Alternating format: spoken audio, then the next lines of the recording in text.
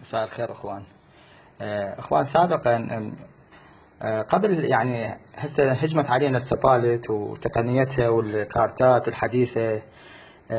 سابقا يعني نقول خلينا نبدي ببدايه الخمسينات من بدات تنتشر السبالت وعينا عليها هي الامريكيه، يعني اكثر شيء الكولكس. فماكو هجمه يعني هذا العفو مثل هسه هاي فالدائره الالكترونيه معقده يسهلوها. هو نظام الاون اوف يعني تطفي وتعلق، هو سبلت بس انتشر السقفي الجداري كذا.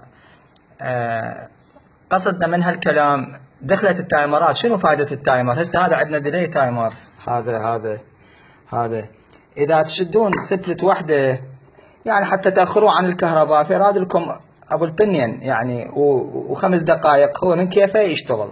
هذا من تلاعب بيه، شوف ما يعقدوها. تايمر انت تشده بالطريق، بينما ذني لا، ضمن دائرة ما تتحكم بيها، المديات 3 دقائق كذا يلا ينهض الكمبرسر الستارت مالته. فبدأوا يخلون هذا النظام الديلي هذا الجديد هسه بالكرتونة. هذا شفنا اي بي ادجستمنت، يعني نتحكم احنا بالوقت. شنو فائدة خب رأسا فانت اذا تريد 3 دقائق 5 دقائق 10 دقائق، العبرة منها من تكون عندنا قاعة او مجموعة سبالت هاي كولكس تصير سقفية مثل الكاسيت تنشد.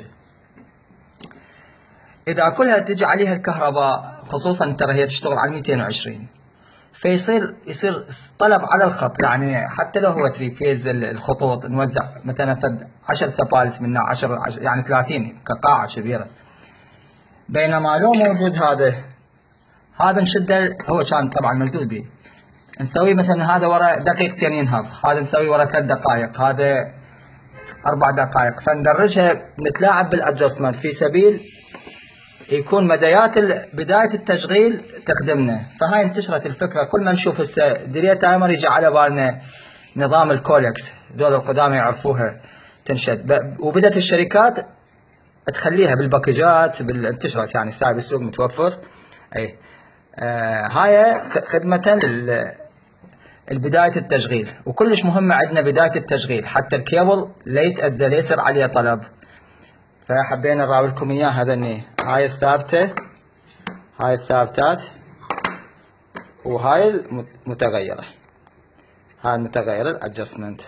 اي طبعا بيها نظام التشغيل والفحص، تفحصوه عن طريق سيريز. وهذا بيها هذا نظام ال 110. اكو دول تشتغل على 110 حتى نعرف شلون نربطه، شو نسوي لهذا الواير حتى للمتخصصين، يعني لازم يدخل عليه تخصص. هذا الثابت اللي ما نقدر نغير بالتايم مالته، هذا لا، هذا مساعد إله.